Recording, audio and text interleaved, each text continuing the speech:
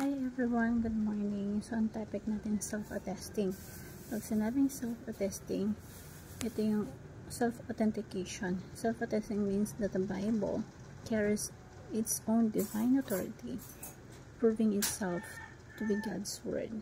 Through the Holy Spirit, it convinces heart of its truth. The fulfillment of the countless prophecies, such as Christ's birth, death, and resurrection, confirm its reliability. Kaya, pag naniniwala ka sa Bible, yung Biblia na isulat to sa loob ng over 1,000 years, yung kabuuan yun, ganun katagal isinulat. Hindi siya sinulat in one sitting. So, yung mga unang page niyan is panahon ni Moses. Yung panahon ng, yung mga dulo ng pages is panahon ng Apostle. Now, na-compile, ganun katagal. Yung Old Testament, may Old Testament and New Testament. Isipin mo po, yung Old Testament is puro promises, and the New Testament, puro fulfillment, katuparan ng pangako. So, kung walang Diyos, bakit may mga prophecy, may mga promises, at may katuparan? Kung wala ang Diyos, siya yung author ng Biblia. So, the Scripture's authorities rest not on human approval but on God's sovereign revelation, making it the final and infallible rule for faith and life.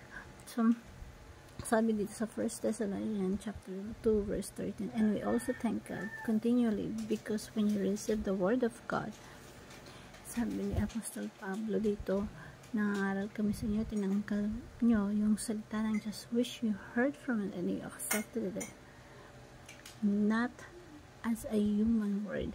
So, kapag nagbabasa tayo ng Bible, ito ay salita ng tao, sinulat lang ng tao. Of course, sinulat ng tao para maisulat ang salita ng Diyos, ang kalooban ng Diyos. But, as it is actually the word of God, so, yung mga mananampalataya, yung sa mga Thessalonians, tinanggap nila yung salita ng Diyos, hindi bilang salita ng tao, kundi actually salita ng Diyos. So, sa Tagalog po, kami ay nagpapasalamat sa Diyos na tanggapin niyo ang salita ng Diyos na inyong narinig sa amin at inyong tinanggap yun bilang salita ng ayon sa katotohanan at salita ng Diyos. Basically,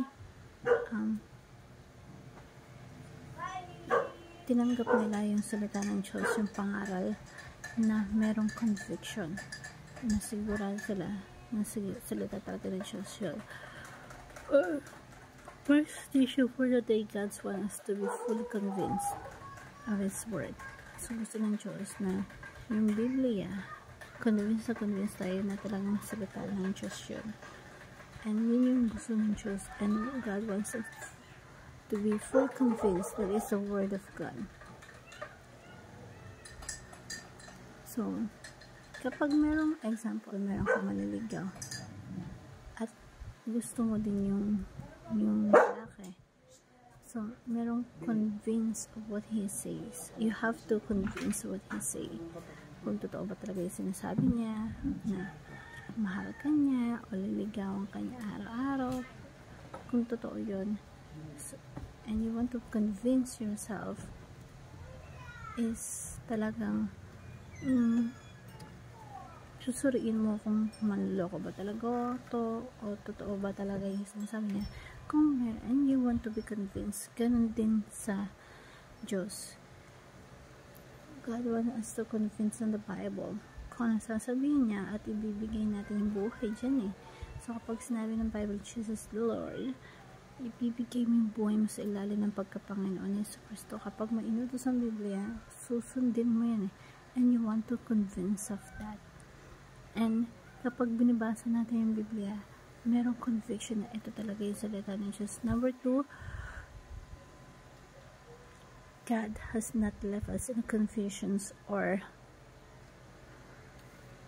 nagkatawang tao siya. Hindi niya tayo iniwan ng walang New Testament or walang Bible, or kung meron ng Bible, talagang hindi kanya iniwan na nasa limbo. na hindi mo na-confuse ka kung totoo ba o hindi. Walang iniwan na ganon ang Diyos sa atin.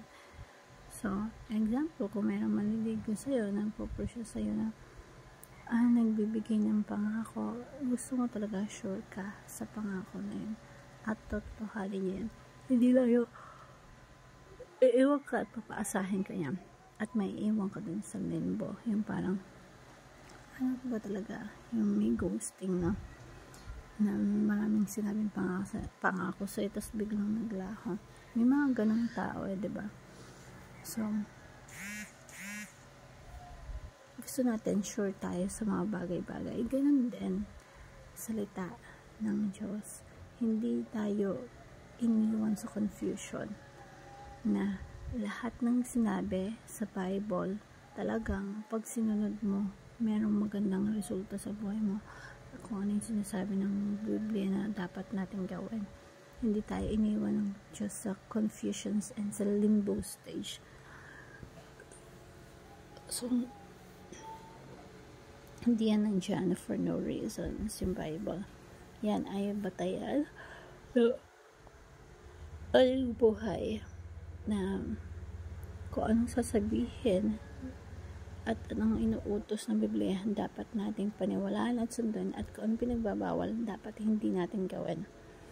So, because that is the word of God without confusion. Hindi tayo kina-confuse ng Diyos na kung anong sinabi niyang pangako dapat nating panghawakan. God has not left you in confusion or limbo. Number 3, God give us assurance and confidence. Again, kung sinabi sa'yo ng ligaw mo, kung papakasalan ka, at yung sing-sing ganyan, may proposal, may kompleto, diba, pang-iipunan. So, andun yung security, nagkakaroon ng confidence, diba? Sineryoso talaga siya. Ganun, no? Kapag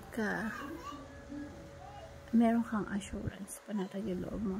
Pero, kapag yung isang babae sa Linville, nasa confusions for anxiety, nasa isip. Pero yung Diyos, hindi niya tayo iniwanan ng doubt sa kanyang salita. Gusto niya convince tayo, walang confusions, and may assurance and confidence na kung ano sinabi ng Diyos, totoo yan. Na pwede mong panghawakan. Ang sarap magbasa ng Biblia. It will give you confidence and strength and power you. Na kapag dumadanas ka ng pagsubok, uunahin mo kung ano yung talagang sinasabi ng salita ng Diyos. Hindi ko ano yung sinasabi ng kasalanungalingan, kundi ay you will rely on God's word because the word of God is true.